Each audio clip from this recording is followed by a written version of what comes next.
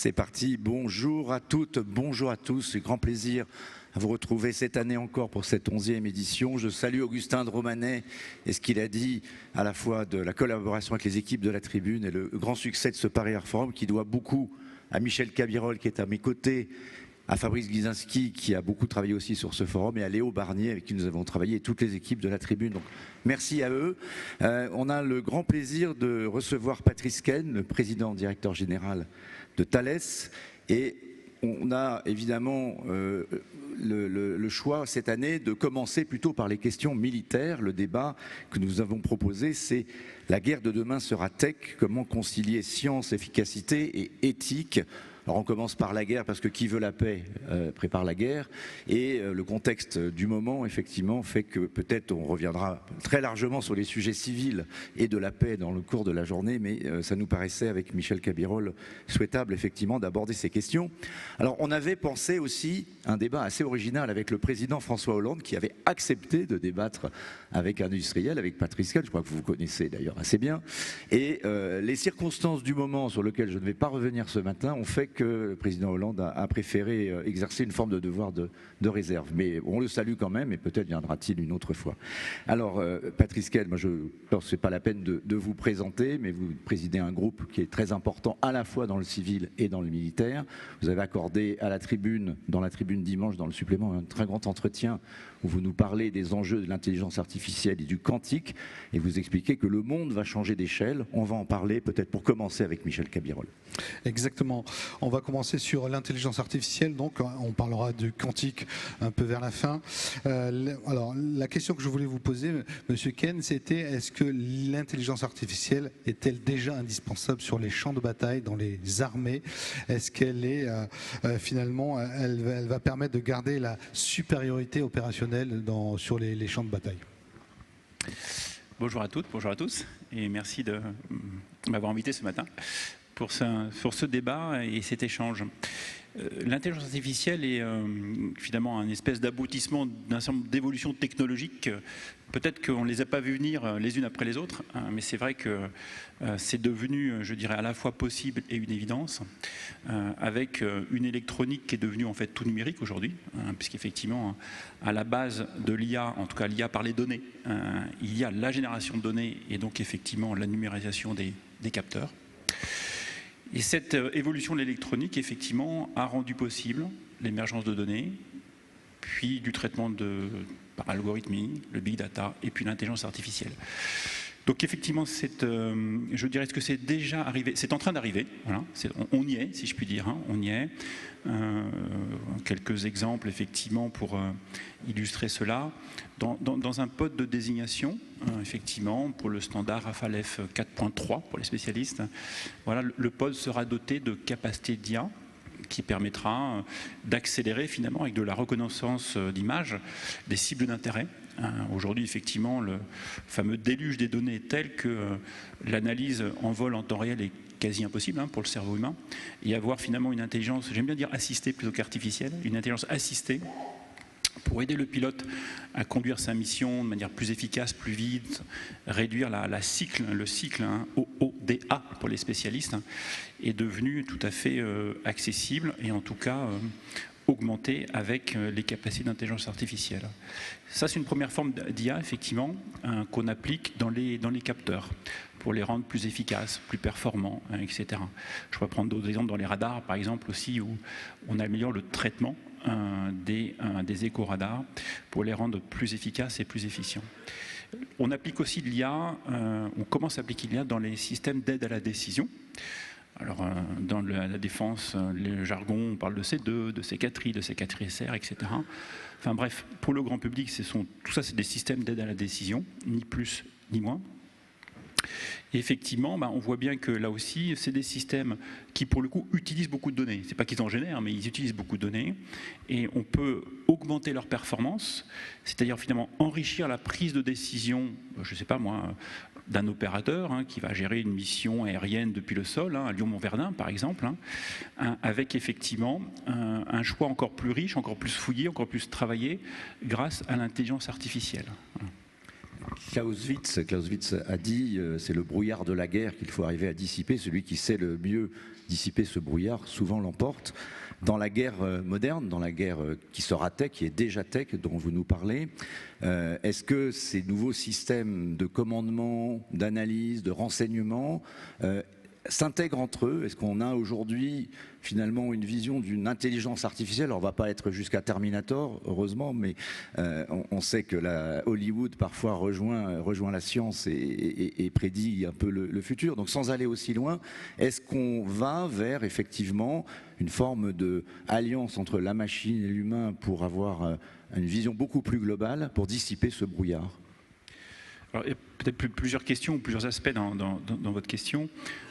Ce qui est sûr, c'est qu'on travaille de plus en plus sur une meilleure collaboration, entre guillemets, entre l'homme et la machine. Voilà, donc ça, c'est effectivement quelque chose d'important. Les systèmes devenant de plus en plus complexes, pour, là aussi, prenons encore une fois l'exemple d'un pilote d'un avion de combat, améliorer cette collaboration homme-machine fait partie aussi, je dirais, des travaux qu'on mène en utilisant de l'intelligence artificielle. Est-ce que ces systèmes aujourd'hui sont totalement intégrés? Non, ils sont en train d'arriver. La durée de vie d'un système militaire, c'est 10, 15, 20 ans. Donc effectivement, là je reprends encore l'exemple de Lyon-Montverdun. Voilà, vous avez des systèmes qui ont un certain nombre d'années, certes qui progressent, qui sont remis à jour, mais je dirais, on va y aller quand même par petites touches. On ne peut pas non plus tout refaire à zéro ou tout jeter et tout repartir avec une nouvelle génération. Je prends un exemple qui est civil cette fois-ci, peut-être là aussi plus facile à comprendre. Dans le domaine du contrôle du trafic aérien, c'est bien un système d'aide à la décision pour les contrôleurs qui doivent effectivement gérer la déconfliction du ciel aérien. Le fait que ces systèmes sont très sûrs, bien sûr, parce que là aussi la sûreté de vol est en jeu. Le fait, par exemple, d'apporter une capacité qu'aujourd'hui n'ont pas les systèmes actuels, d'optimiser, par exemple, les descentes continues des avions, ce qu'on appelle CDO dans le jargon, Continuous Descent Operation, pour économiser, par exemple, du fuel et mettre moins de CO2. Donc, je dis souvent, c'est bon pour la planète et c'est bon pour l'économie. On ne va pas, je dirais, venir modifier le système qui a été certifié, qui existe depuis un certain nombre d'années, qui est très sûr, dans lequel les contrôleurs aériens ont confiance. Par contre, on vient à côté leur apporter, typiquement c'est avec un petit iPad finalement, cette capacité supplémentaire de pouvoir effectivement prendre des décisions sur les descentes des avions et éventuellement changer leur trajectoire. Ce qui montre d'ailleurs aussi que l'homme reste toujours dans la boucle. On parle beaucoup d'autonomie, mais c'est une autonomie jusqu'à un certain niveau. Voilà. En fait, pour tout ce qui est critique pour la sûreté de fonctionnement, et si on vient à la défense, en plus ça pose des questions de responsabilité, éthique, morale, je crois que toutes les grandes démocraties aujourd'hui se sont prononcées explicitement sur le fait qu'il était obligatoire, au-delà d'être raisonnable, souhaitable, de garder l'homme dans la boucle, c'est-à-dire c'est lui qui prend bien et assume la décision de faire telle ou telle action. Évidemment, on peut penser celle la plus engageante et la plus dramatique, à savoir de traiter une cible, comme on dit dans le jargon. Mais ça peut être des décisions, je dirais, aux conséquences moindres, mais pour autant, pour lequel l'homme doit rester dans la boucle. Donc on a vu qu'effectivement l'intelligence artificielle était de plus en plus au cœur des armées. Demain, est-ce que la guerre sera beaucoup plus technologique? Finalement, qu'est-ce que vous avez dans vos cartons secrets chez Thales pour justement avoir cette vision sur 10, 15, 20 ans sur ce que vous préparez? C'est une question que pas mal de personnes se sont posées, notamment en regardant l'engagement en Ukraine, la guerre en Ukraine. Finalement, chaque conflit, et ça c'est, je veux dire, un certain nombre de grands responsables militaires qui le disent, apporte une leçon, entre guillemets, qui est différente de celle d'avant. Ce qui d'ailleurs appelle à une certaine modestie quand on veut tirer des leçons du dernier conflit, en se disant, mais peut-être que le prochain sera probablement, voire certainement différent de celui qu'on voit. Effectivement, l'Afghanistan a appris des choses différentes d'un engagement comme au Mali, et le Mali est différent d'un engagement ou d'une guerre comme on voit en Ukraine. Donc déjà, appelle une certaine modestie avant de se dire, bon voilà, la prochaine sera comme ça et c'est ça qu'il faut faire. Deuxièmement, ce qu'on voit en fait en Ukraine, en tout cas quand on regarde les images, finalement qu'on a regardé, qu'on nous donne à voir à la télé, probablement distord un peu la réalité, voire même beaucoup la réalité. C'est-à-dire que ce qu'on voit, bien sûr, c'est une partie de la réalité, bien sûr. C'est un engagement très, très traditionnel, je dirais du XXe siècle, entre guillemets, qui ont amené certains commentateurs peut-être à tirer trop vite la conclusion que la technologie était finalement pas tant utile que ça. Et ce qui comptait, c'était effectivement la masse et puis un engagement traditionnel, etc. La réalité est un peu différente, voire même très différente. C'est que ce qu'on ne voit pas à la télé, c'est l'ensemble des systèmes très très perfectionnés que les Alliés, que l'OTAN mettent à disposition de l'Ukraine pour les aider. Des satellites d'observation, des AWACS, enfin, on peut imaginer toute la panoplie. Et donc, effectivement, oui, bien sûr, ce qu'on voit existe, mais pour autant, il y a toute la technologie derrière qui permet à l'Ukraine de résister et de combattre. Ce qui me fait dire que, effectivement, et les Américains sont très clairs là-dessus d'ailleurs, ils n'ont pas toujours raison, mais on peut aussi écouter ce qu'ils disent, c'est que clairement, ils considèrent encore et toujours que la technologie fait partie des actes de domination pour un pays, pour un État-nation ou un État-puissance qui veut exercer une forme de suprématie politique, militaire, diplomatique et technologique. Voilà. Donc en tout cas, quand on écoute effectivement ce que disent les Américains, ils n'ont certainement pas renoncé à exercer une forme de domination technologique compte tenu de ce qui se passe en Ukraine. Alors, c'est vrai, mais ce qu'on voit, c'est qu'il y a aussi une dimension asymétrique à la guerre. Au tout début de la guerre en Ukraine, on a vu des jeunes gens avec des drones armés de bombes et des drones finalement presque de gamins réussir à arrêter une colonne de chars russes. Donc entre le low-tech, on peut voir aussi avec les outils, bon ils ont quand même des choses un peu plus sérieuses quand même qu'ils envoient vers les bateaux, mais est-ce que finalement les jeux géopolitiques de la guerre sont en train de se modifier, c'est-à-dire l'accès low-tech, mais à des finalement systèmes d'armes qui sont assez performants, fait que on a une forme de fragmentation du monde et un monde peut-être beaucoup plus dangereux par l'accès à ces technologies. Oui, enfin, malheureusement, la panoplie des menaces possibles se complète. Je dis bien malheureusement, c'est pas une bonne nouvelle. Donc effectivement, maintenant pour un coût très faible. Je ne veux pas dire n'importe qui, mais en tout cas avec un effort un effort minimal, peut avoir effectivement accès à des effecteurs ou des armes qui peuvent être tout à fait efficaces. Effectivement, l'exemple des outils est parlant, celui effectivement de l'utilisation des drones en Ukraine l'est. Maintenant, je reviens 2 secondes en Ukraine. Les Ukrainiens utilisent aussi beaucoup les drones parce qu'aussi on n'a pas été capable de leur fournir suffisamment d'obus.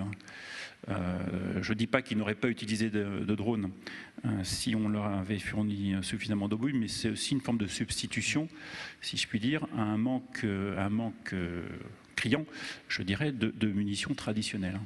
Et pour compléter ce que vous disiez tout à l'heure, on a aussi, moi j'ai en tête cette phrase de Vladimir Poutine, je ne sais pas s'il nous écoute, c'est celui qui dominera l'IA dominera le monde.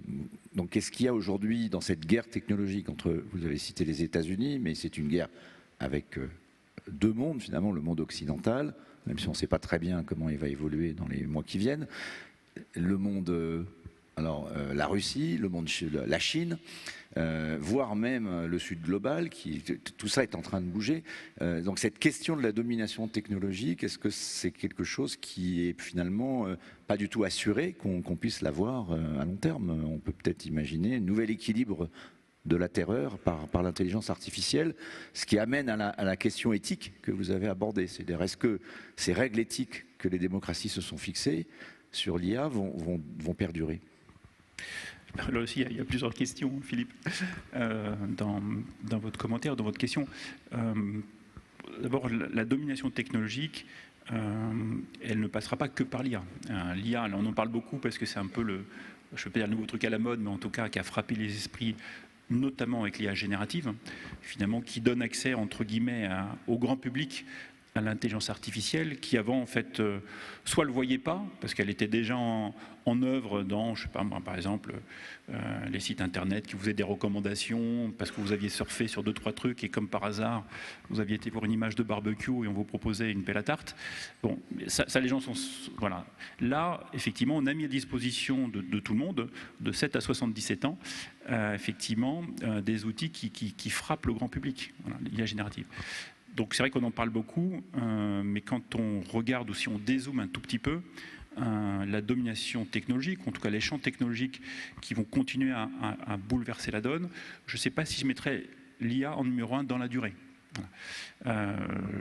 J'aurais plutôt tendance à mettre effectivement d'autres révolutions technologiques, comme le quantique, on en parle de temps en temps, qui me semblent apporter des progrès potentiellement qui peuvent être encore plus déstabilisants que l'utilisation de l'intelligence artificielle.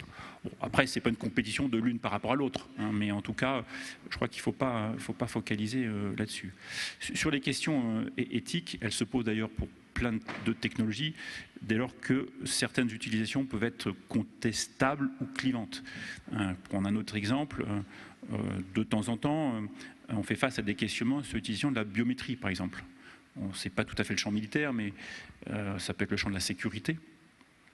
Et effectivement, les allers-retours entre, je dirais, protection individuelle de la vie privée d'un côté, et puis par ailleurs, des systèmes qui vont vous apporter plus de performance, plus de sûreté aussi, parce qu'une machine, normalement, se trompe moins qu'un homme, un humain, en tout cas quand la programmation est bien faite, et puis plus d'efficacité.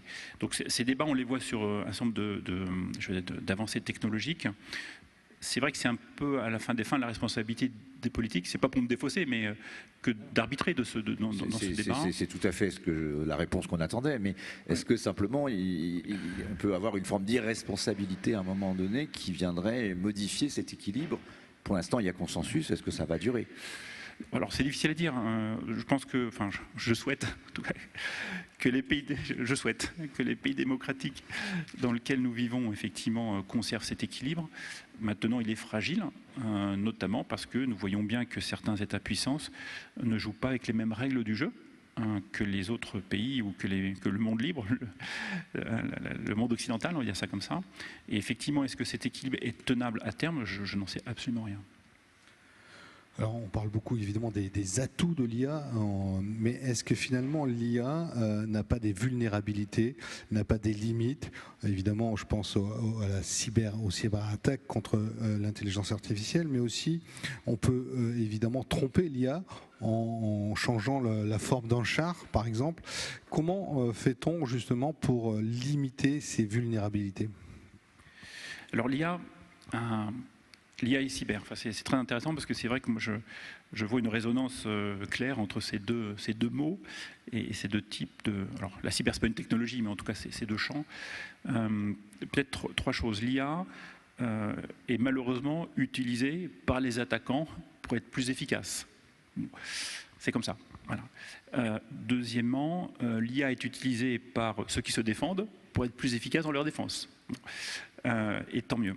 Et typiquement, effectivement, dans un certain nombre de produits que nous développons, il y a de l'IA pour effectivement être encore plus efficace, pour repérer des patterns d'attaque, comme on dit, des signaux faibles d'attaque, et de pouvoir réagir plutôt que simplement avec une base de règles un peu figées, qui sont plutôt la vision du passé d'un certain nombre de systèmes de surveillance, d'opérations de cybersécurité. Et puis troisièmement, un troisième aspect à votre question, c'est que l'IA étant elle-même une technologie numérique, eh bien, est une surface nouvelle, une source nouvelle de vulnérabilité. Voilà. Et ça, c'est un peu ce troisième point là que vous mentionnez. Oui, l'IA, c'est bien pour se défendre, c'est embêtant quand les autres l'utilisent pour attaquer, et puis c'est aussi une source de vulnérabilité, et il faut donc s'en prémunir.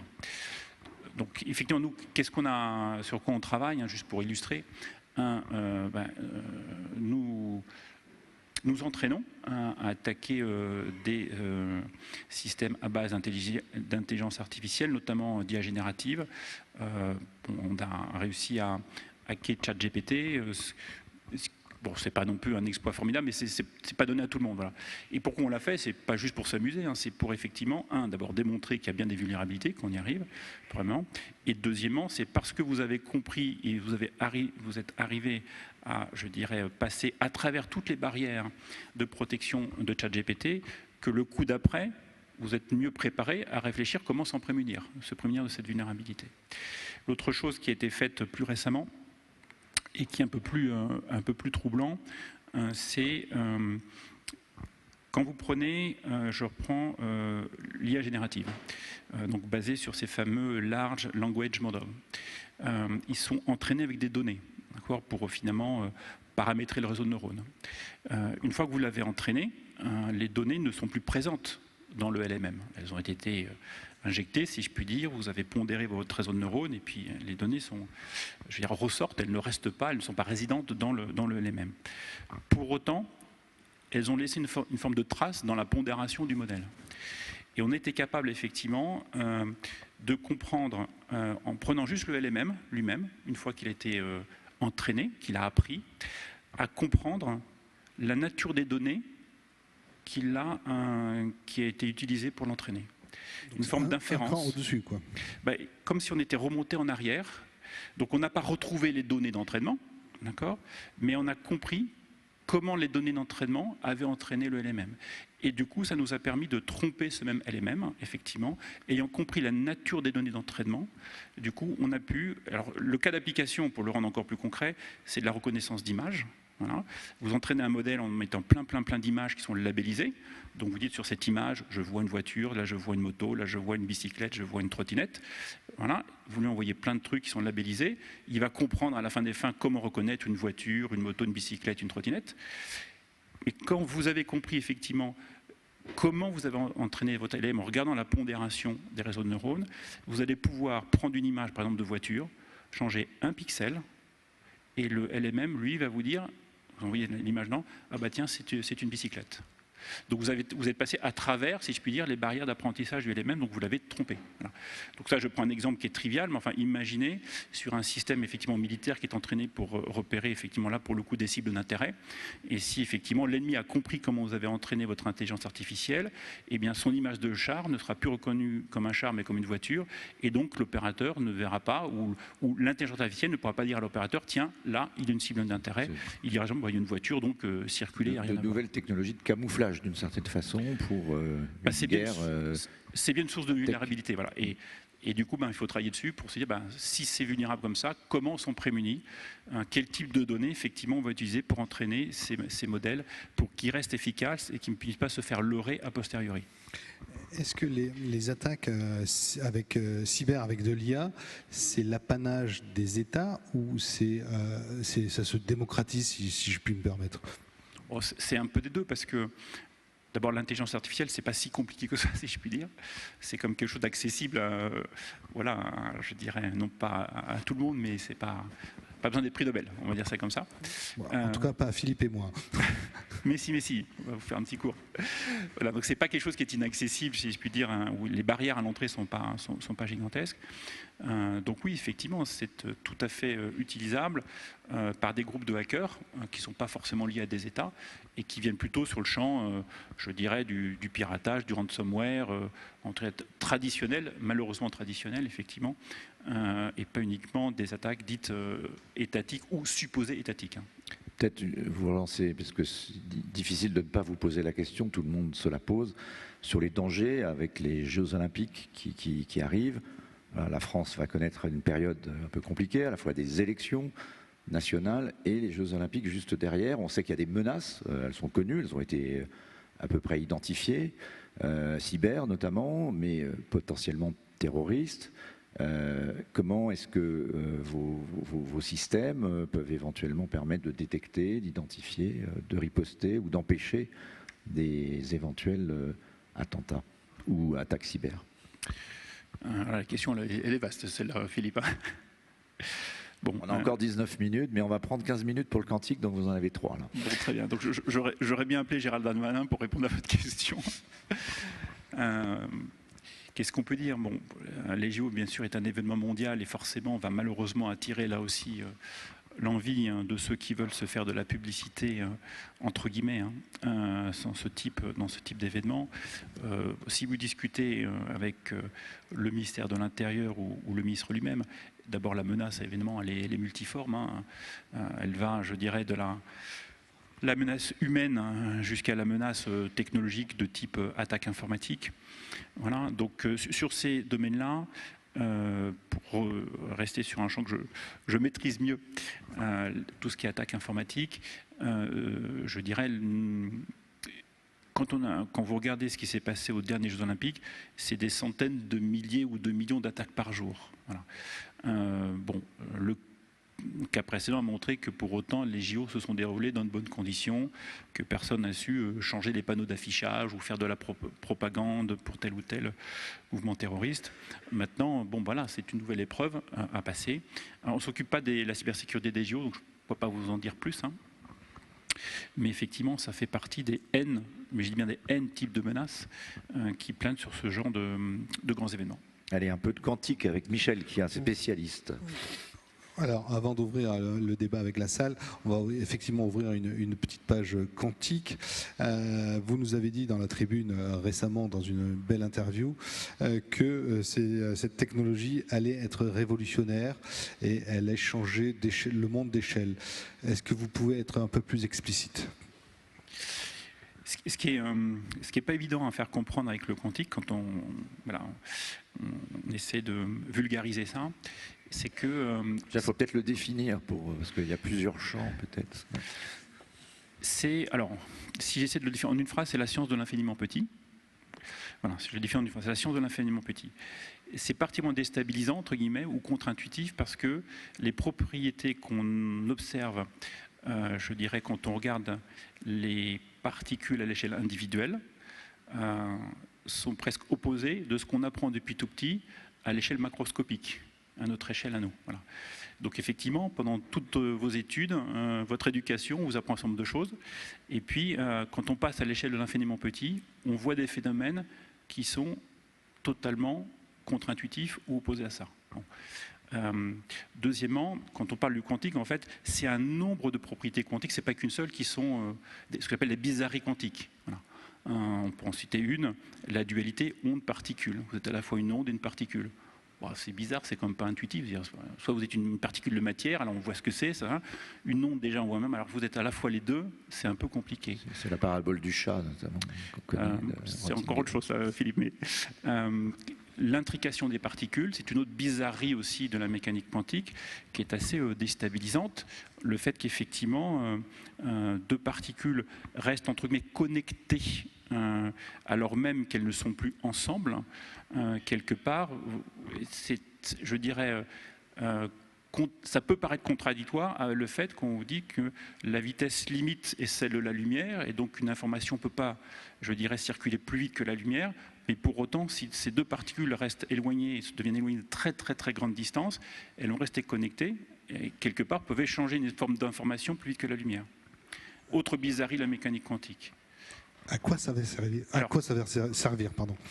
Laissons le champ de la science 2 minutes de côté et ces bizarreries, mais pour autant, ces bizarreries amènent des applications effectivement qui peuvent être là aussi utiles, voire révolutionnaires. Si je le prends de manière la plus simple possible, quand on utilise ces bizarreries, ces propriétés de la matière, pour faire des mesures, ce qu'on appelle des capteurs. Un capteur, c'est un instrument de mesure. Un radar est un instrument de mesure. Un sonar est un instrument de mesure. Un IRM à l'hôpital est un instrument de mesure. Ces capteurs, sous certaines conditions, peuvent améliorer leur performance d'un facteur 100, 1000, parfois 100 000. Gardons 1000 comme facteur d'échelle, juste pour poser les choses. Voilà. Donc demain, quand je dis demain, on le voit déjà dans nos laboratoires. Après, passer à l'échelle industrielle est un autre challenge. Mais en tout cas, les équations sont là et la démonstration dans les laboratoires marche. Vous avez des capteurs qui vont mesurer des choses de manière 1000 fois plus précise. Et c'est ça qui est déstabilisant, parce que souvent, en tout cas dans les industries, on essaie de s'améliorer de quelques dizaines de pourcents. Je dis souvent, quand on passe d'une génération à une autre génération, si vous faites un saut de 30% de plus d'efficacité, c'est déjà une très belle performance. Voilà. Là, c'est pas 30% de mieux. C'est 1000 fois mieux. Voilà. Donc on a du mal à se rendre compte qu'est-ce qu'on peut faire avec un truc, entre guillemets, qui est devenu 1000 fois mieux, 1000 fois plus performant. Voilà. Alors j'essaie de prendre un exemple aussi pour le rendre un peu plus concret. Et du coup, je ne vais pas prendre un exemple dans le monde de la défense, je vais prendre un exemple dans le monde médical. Ça touche peut-être plus les gens. Vous prenez un IRM. Un IRM, c'est très utile pour effectivement détecter un certain nombre d'anomalies et donc de pathologies. Voilà. Quand on utilise une des bizarreries de la mécanique quantique, qui consiste à prendre une structure diamant, donc des atomes de carbone parfaitement alignés, vous créez un trou, vous enlevez juste un atome. Cette dissimilarité, cette dissymétrie va rendre cette structure beaucoup plus réactive à des variations du champ électromagnétique. C'est ce que fait un IRM, il mesure finalement les émissions électromagnétiques de votre corps. De fait, si on était capable, entre guillemets, de passer à l'échelle, d'utiliser effectivement ça, qu'on mesure dans un laboratoire, dans un IRM demain à l'hôpital, cet IRM sera donc 1000 fois plus précis. Donc il mesurera des choses qu'aujourd'hui le meilleur des IRM au monde ne voit pas. Voilà. Et donc si on tire le raisonnement, potentiellement, ça veut dire détecter effectivement une anomalie ou une pathologie qu'on ne détecte pas aujourd'hui et qu'on pourra traiter plus tôt et on pourra mieux soigner les gens. Voilà. Donc ce facteur 1000, effectivement, est assez déstabilisant parce qu'on a du mal à imaginer des applications avec quelque chose qui soit 1000 fois plus performant. Ce facteur 1000 appliqué à la guerre, c'est un peu le thème de la table ronde, on pourrait l'appliquer à quoi en matière, par exemple, pour viser, pour des missiles, pour être plus précis? Alors, on peut l'utiliser pour... je vais vous prendre deux exemples aussi, alors qui nous correspondent aussi un peu plus, que on ne travaille pas sur non plus tous les champs, mais dans le domaine effectivement du positionnement, c'est utile, d'ailleurs pas que pour le militaire, hein, pour un avion, effectivement, les centrales inertielles permettent à un objet, un avion, mais ça peut être aussi un missile, à se repérer dans l'espace en dehors de tout référentiel extérieur. Donc imaginez que vous n'avez pas besoin ou vous n'avez pas accès, parce que c'est brouillé, au GPS ou à Galiléo, mais vous voulez savoir où vous êtes dans l'espace. Aujourd'hui, les avions utilisent des centrales inertielles. Donc c'est un équipement qui permet effectivement de, je ne vous dis pas comment ça marche, mais peu importe, de dire à l'avion, ben voilà, tu étais là, puis tu es là, tu es là, tu es là. Aujourd'hui, la meilleure des centrales inertielles au monde fait que sur un trajet de longue durée, je pense à un exemple Paris-New York par exemple, hein, voilà, la précision à la fin, quand vous arrivez à New York, est de l'ordre du kilomètre. Ce qui est déjà un exploit honnêtement, hein, sans que la centrale inertielle soit recalée sur un quelconque système extérieur. Voilà. Mais elle a lentement dérivé, si je puis dire, pendant le vol. Si vous utilisez effectivement une autre bizarrerie qui s'appelle les atomes froids, à ce moment-là, cette précision devient le mètre. Donc l'avion, effectivement, peut se poser à New York au mètre près et non pas au kilomètre près. Ce qui fait une sacrée différence. C'est plutôt mieux quand même. C'est plutôt mieux. Voilà. Bon. Alors Dieu merci. On va finir dans l'Hudson. Dieu merci, les avions ne se repèrent pas qu'avec une centrale inertielle. Donc voilà. Mais du coup, on se dit voilà, ce facteur 1000 qu'on retrouve en termes de précision pour se repérer dans l'espace sur un très long trajet peut évidemment avoir une utilité pour un sous-marin nucléaire, par exemple, hein, qui a besoin de se positionner en 3 dimensions sans avoir à refaire surface pour recaler sa centrale inertielle trop souvent. Ça peut potentiellement être utile pour des missiles de très longue portée qui veulent avoir une précision 1000 fois supérieure par rapport à celle d'aujourd'hui. Un autre exemple est celle des antennes. Aujourd'hui, les antennes, la taille d'une antenne est inversement proportionnelle à la longueur d'onde. À la fréquence, pardonnez-moi, à la fréquence. Elle est proportionnelle à la longueur d'onde, inversement proportionnelle à la fréquence. Quand on fait de la VLF pour les sous-marins, Very Low Frequency, donc effectivement des fréquences très très basses. Fréquences très basses veut dire très très grandes antennes. C'est utilisé pour les sous-marins nucléaires. Donc ce sont des antennes, voilà. Imaginez la tour Eiffel, voilà, c'est à peu près la taille d'une antenne de VLF. Demain, avec une propriété quantique de la matière, SQUIF, vous allez arriver à totalement décorréler la fréquence de la taille de l'antenne. Donc imaginez une antenne de VLF, au lieu de faire la taille de la tour Eiffel, elle tiendrait dans votre main. Voilà. Donc là aussi, c'est ça. Alors après on dit, mais oui, mais Et alors, ça veut dire qu'effectivement, le problème de discrétion ne se poserait plus. Parce qu'aujourd'hui, une antenne VLF, c'est pas très discret. C'est extraordinaire. Donc, ça veut dire, si je vous résume bien, ça veut dire que les pays qui maîtriseront l'intelligence artificielle et le quantique auront la supériorité opérationnelle sur un champ de bataille et au-delà. Potentiellement, oui. On n'a pas parlé de deux autres champs d'application des propriétés quantiques de la matière, que sont le calcul quantique, sur lequel d'ailleurs la communication grand public en fait axe souvent là-dessus. C'est un peu un biais d'ailleurs, et c'est dommage parce que c'est très important, mais c'est pas que ça. Les capteurs quantiques dont on vient de parler, et puis la communication quantique, c'est à peu près les trois grands champs entre guillemets du quantique aujourd'hui qui sont défrichés par pas beaucoup d'entreprises au monde d'ailleurs, c'est pas un sport de masse, pas beaucoup d'entreprises au monde parce que il n'y a pas beaucoup de gens qui ont besoin forcément d'avoir des performances augmentées d'un facteur 1000 dans les prochaines années. Quels sont les pays les plus à l'avance sur le quantique ?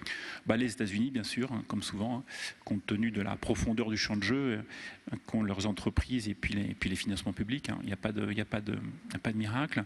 On sait bien sûr que la Chine y travaille énormément. Un moyen de se faire une idée de la vigueur de la recherche sur ces questions-là, c'est de regarder les publications académiques, le nombre de publications. Effectivement, les pays qui publient beaucoup sur le quantique, évidemment les États-Unis, vous trouvez la Chine. En Europe, vous trouvez l'Angleterre, vous trouvez la France. Voilà, de toute façon, les grands pays qui ont une culture scientifique, je dirais, historique, enfin quand même, en général, à proportion du poids économique de ce pays. Merci Patrice. On va passer la balle à la salle. Est-ce que vous avez des questions ? Au premier rang déjà, oui. Allez-y. Bonjour à tous. Alors je vous demanderai de vous présenter et de présenter Félix Vituat, présentant chez Orange. Pour une approche équilibrée et basée sur les preuves nécessaires pour évaluer l'efficacité réelle de l'IA dans la sécurité physique et exploitée en tout genre, est-ce que ces systèmes-là peuvent analyser en temps réel les anomalies dans l'avionneur ou les satellites et les fusées, etc. Merci beaucoup. La notion de temps réel, enfin, si je comprends bien votre question, est tout à fait accessible au système utilisant de l'IA. Donc oui, c'est tout à fait accessible. Je pense par exemple, puisque vous êtes chez Orange, si je comprends bien, des sondes qu'on utilise dans les réseaux informatiques ou dans les réseaux télécoms, par exemple, effectivement, analysent en temps réel le trafic avec d'ailleurs une volumétrie de données absolument astronomique. Et effectivement, ces sondes, donc ce sont des équipements finalement qui regardent passer le trafic et puis qui essayent d'analyser finalement est-ce qu'il y a là à nouveau des patterns avancés de menaces informatiques sont tout à fait maintenant dopés à l'IA et fonctionnent effectivement en temps réel. Donc ce n'est pas incompatible. Voilà. Autre question ? Bonjour. N'hésitez pas, allez-y. Allô. Oui, bon, Georges Taverne, donc consultant freelance. Ce que vous avez pu rappeler, notamment sur l'Ukraine et les obus, fait rappeler un point important qui est la scalabilité et la montée à l'échelle. Quand vous parlez d'hypertechnologie, de quantique ou d'intelligence artificielle, qu'est-ce qui va facilement monter à l'échelle ou sur quoi on risque d'avoir des problèmes capacitaires, dans le sens où je ne sais pas si on aura des millions de centrales inertielles ultra précises très facilement, ou comment se positionne Thales justement là-dessus pour avoir des grosses capacités de production, ou est-ce que c'est une orientation recherchée ? Alors d'une façon plus générale, c'est plus facile effectivement de passer à l'échelle en français, dans le domaine du numérique que dans le domaine physique. Voilà, c'est une évidence. Donc c'est vrai que passer à l'échelle avec l'intelligence artificielle est probablement plus facile ou moins difficile que quand on est dans le champ du matériel. Voilà. Maintenant, si je reviens 2 minutes sur le quantique, d'abord, on n'est pas encore passé à l'échelle industrielle. Donc, ce dont on est persuadé, c'est que c'est possible. Voilà. Là où il y a encore un un doute ou un questionnement sur le calcul quantique. Voilà, quand vous demandez aux experts, ce que je ne suis pas d'ailleurs, du calcul quantique, est-ce qu'on va pouvoir un jour passer au stade industriel? Alors, il peut y avoir des, je dirais, des professions de foi, hein, je veux dire, des actes de foi, dire mais oui, bien sûr, on va y arriver, mais enfin bon, c'est quand même pas, ça fait pas consensus. Voilà, donc les gens y travaillent, ça fait pas consensus. Par contre, dans le domaine des capteurs quantiques, je pense qu'il y a un consensus sur le fait qu'on est capable de passer à l'échelle industrielle, sachant qu'il y a encore du travail pour y arriver. Voilà. Après, pour passer, je veux dire, d'un objet industriel à un objet de série, voilà, passer à l'échelle au sens produire en série, j'ai envie de dire, là c'est un peu tôt pour le dire, sachant qu'on est quand même sur des sujets, je reprends mon expression, c'est quand même pas un sport de masse. Hein. Des gens qui ont besoin effectivement de décorréler la taille d'une antenne avec la fréquence d'une émission, les gens qui ont besoin d'une précision 1000 fois supérieure pour une centrale inertielle, parce que les centrales inertielles aujourd'hui, j'en ai pris l'exemple, hein, sont déjà hyper performantes. Hein, je veux dire, de décaler à peine d'1 kilomètre sur un trajet, sur un vol transatlantique, c'est déjà absolument bluffant. Hein. Donc je pense qu'on aura le temps de s'organiser pour être capable de produire, je dirais, à due proportion du besoin, ce type d'objet. Et je ne pense pas que ce soit des objets qui tombent dans la main du grand public, parce que juste vous-même, vous n'en avez pas besoin en fait. Hein. On va prendre une ou deux dernières questions. Je vois pas. Non. Je pense. Une monsieur, oui. Bonjour, Gérard Chevalier, groupe Cibel. On a parlé de différents sujets. Pour résumer, où en est-on de la singularité vis-à-vis de ces problèmes que vous avez évoqués, notamment avec l'apprentissage profond qui multiplie les bases de règles dont on ne connaît ni les tenants ni les aboutissants, contrairement aux anciennes bases de règles. Pas sûr que je comprends la notion de singularité, monsieur. Est-ce que vous pensez au point de singularité de l'IA? Oui, c'est ça. Donc le moment où l'intelligence artificielle deviendrait générale et non pas seulement générative, ce dont nous annoncent les Elon Musk et autres en disant qu'on joue les apprentis sorciers avec l'IA.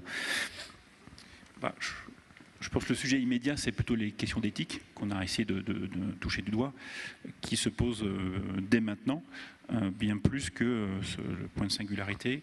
Je suis plutôt de ceux qui disent qu'on a encore un peu de chemin devant nous. Hein, avant qu'on perde le contrôle. Avant qu'on perde le contrôle, ou plus exactement, on peut plutôt perdre notre âme avant de perdre le contrôle. On en reparlera parce qu'il y a l'IA Act qui évoque ces sujets tout à l'heure avec Thierry Breton. Peut-être il reste une minute, une dernière question, on n'en a pas parlé, l'espace, des applications aussi dans l'espace. La guerre qui sera tech, elle le sera aussi très haut demain, enfin déjà aujourd'hui et sans doute plus demain. Qu'est-ce que vous pouvez en dire en conclusion ? L'espace, d'abord, ça fait rêver beaucoup de gens, l'espace. Voilà, d'une part. Deuxièmement, ce qu'on a vu depuis plusieurs années maintenant, c'est que malheureusement, c'est devenu un nouveau champ de conflictualité, ou espace de conflictualité. Voilà, avant c'était air, terre, mer, si je puis dire, cyber, et puis malheureusement maintenant l'espace.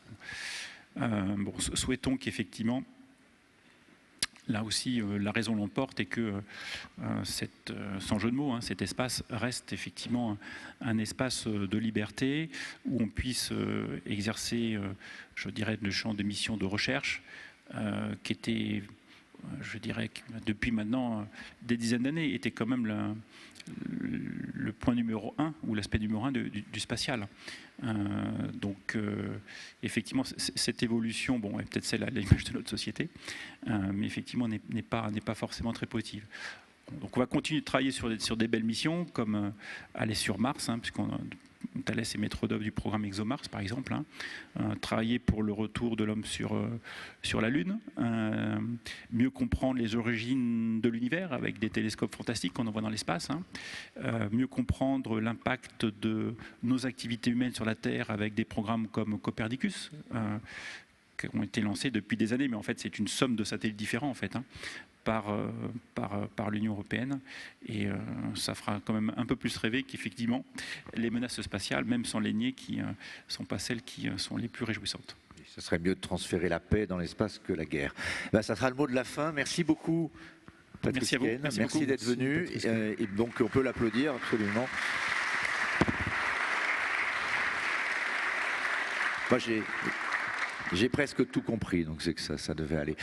Merci beaucoup encore. On va écouter dans quelques instants une vidéo que nous a fait, une interview vidéo de Guillaume Faury, le patron d'Airbus, et je reviendrai vous voir tout à l'heure avec Thierry Breton. Merci beaucoup.